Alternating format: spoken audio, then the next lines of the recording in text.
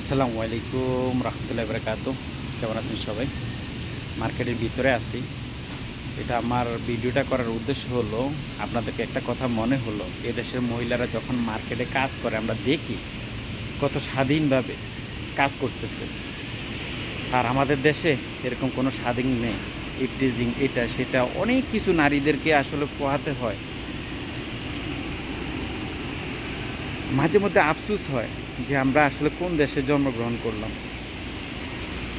আপনার একটা সন্তান যখন মেয়ে সন্তান জন্ম নেওয়ার পরে আপনি ভিতরে অনেক ভয় ভীতি চিন্তা হয় যে কি জানি হয়, কত না চিন্তা মাথার মধ্যে। আর এদেশে এগুলোর কোনো চিন্তা নাই, স্বাধীনভাবে চলতেছে। তারপরে আমাদের আরও কত রকম হয়রানি। একটা মেয়ে সন্তান যখন বড় হয় তাকে বিয়ে দিতে বাবা মায়ের কতটা টেনশন, ছেলেকে এটা দাও ওটা দাও, এই করো ওই করো, ওরে ঘরের সাজানি গোছানি, এটা কইরা দাও ওটা কইরা দাও, কত না হয়রানি। আল্লাহু আকবার।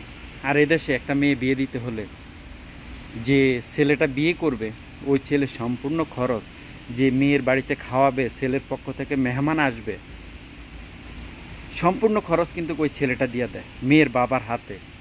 মেয়ের বাবার কিন্তু 1 টাকাও খরচ নেই। কতটা ভালো সিস্টেমটা, কতটা ভালো, তাই না? এটা তো ঠিক আছে, ইসলামের মধ্যে আইনে কিন্তু এটাই ঠিক আছে। কারণ আপনি একটা মেয়ে সন্তান যখন আপনি লালন পালন করে বড় করবেন, কত বাবা মায়ের যে কতটা কষ্ট, কতটা পরিশ্রম, সেটা আল্লাহ তাআলাই ইসলামে মধ্যে সেটা ধার্য করা হয়েছে।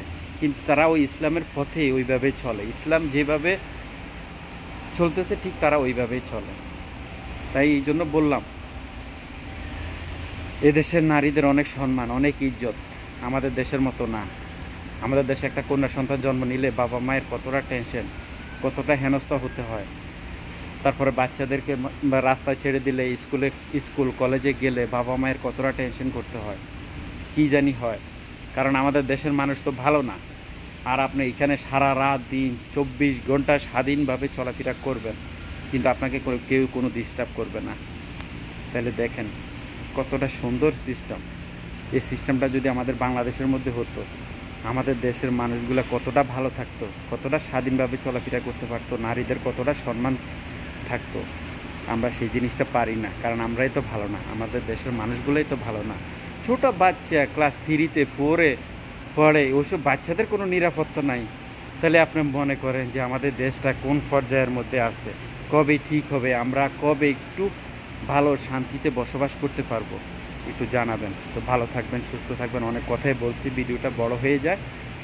মার্কেটের ভিতরে আসলে এখানে মানুষজন চাচ্ছে, ভিতরে ক্যামেরা আছে, তাই এত বেশি কিছু বললাম না, সংক্ষিপ্ত কিছু কথা বললাম। তো ভালো থাকবেন, সুস্থ থাকবেন। আল্লাহ হাফেজ। আসসালামু আলাইকুম রহমতুল্লাহি।